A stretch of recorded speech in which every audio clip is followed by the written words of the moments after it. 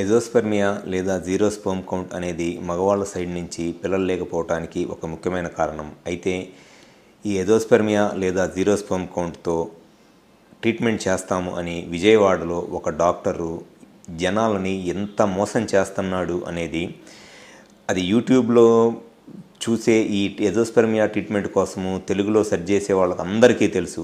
విజయవాడలో మేము ఈ ఎజోస్పెర్మియాకి లేదా పిల్లలు లేని వాళ్ళకి స్పెర్మ్ కౌంట్లో ఉన్న ప్రాబ్లం ఉన్న వాళ్ళకి మ్యాజిక్ ఫార్ములాతో ట్రీట్మెంట్ చేస్తాను అని ఒక అతను ప్రమోట్ చేసుకుంటున్నాడు. నేను సమ్ రీజన్స్ వల్ల నేను అతని పేరు చెప్పట్లేదులే, కానీ అతను ఆ వీడియోస్లో చెప్పే ప్రతి మాట అబద్ధము, అతను చేసే ప్రతి ట్రీట్మెంటు అబద్ధము. అతని దగ్గర నుంచి ట్రీట్మెంట్ చేయించుకున్న చాలామంది పేషెంట్స్ నా దగ్గరికి వచ్చిన తర్వాత నేను వాళ్ళకి అతను చేసిన ట్రీట్మెంట్ని చూసి నేను డైరెక్ట్గా ఓపెన్గా నేను ఈ వీడియో చేస్తున్నాను.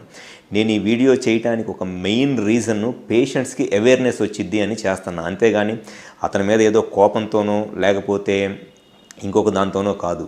జస్ట్ నేను పేరు చెప్పలేకపోతున్నా, సమ్ రీజన్స్ వల్ల నేను పేరు చెప్పలేకపోతున్నా. భయపడి కాదు, జస్ట్ సమ్ ఎథిక్స్ వల్ల నేను పేరు చెప్పలేకపోతున్నాను. అతన్ని ఓపెన్గా ఎవరు బయటికి కామెంట్ చేయలేక లేకపోతే మనకెందుకులే అని చెప్పని వదిలేసి ప్రతి ఒక్కళ్ళకి తెలుసు. స్టేట్ వైడ్గా అతను చేస్తున్న దారుణమైన ట్రీట్మెంటు, ఆ మోసము అనేది ప్రతి డాక్టర్కి తెలుసు. కాకపోతే వాళ్ళు ఏమోలే మనకెందుకు అని చెప్పని ఊరుకోవటం తప్పితే, బట్ అతను చేసే ట్రీట్మెంట్ మోసము అని చెప్పని ప్రతి డాక్టర్కి తెలుసు. నేను ఎంతో కొంత ఓపెన్ అయి చెప్పడానికి కారణం ఓన్లీ ఏంటంటే పేషెంట్స్కి అవేర్నెస్ వస్తుంది అనే చెప్తున్నా. అతను చెప్పే మాటలు నమ్మారు అని అంటే అది ఖచ్చితంగా అతను తప్పు కాదు, అది మీ తప్పే.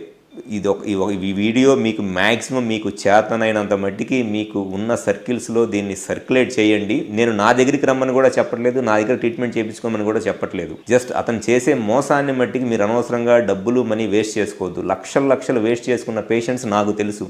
మీరు వచ్చి నన్ను కలిస్తే నేను డెఫినెట్గా ఆ పేషెంట్స్ ఫోన్ నెంబర్లు ఇస్తాను. అతని దగ్గర ట్రీట్మెంట్ చేయించుకొని మినిమం నాకు రోజు 2-3 పేషెంట్స్ వస్తారు విజయవాడ.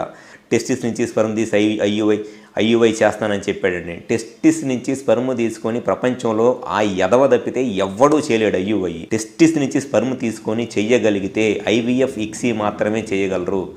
ఆ పనికి మేలిన ఎదవ తప్పితే టెస్టిస్ నుంచి స్పెర్మ్ తీసుకొని IUI చేసేవాడు ఎవడూ లేడు ప్రపంచంలో. సో నేను ఇంత హార్ష్గా మాట్లాడుతున్నాను అన్ని జస్ట్ ఇది నాకు అవుట్ ఆఫ్ ఆ పేషెంట్స్ ఇబ్బంది పడుతున్నారు అనే దాంతో నేను మాట్లాడుతున్నా తప్పితే అతని మీద కోపంతో అయితే మట్టికి కాదు. ఇది ఒక్కసారి మీరు గమనించండి. Thank you.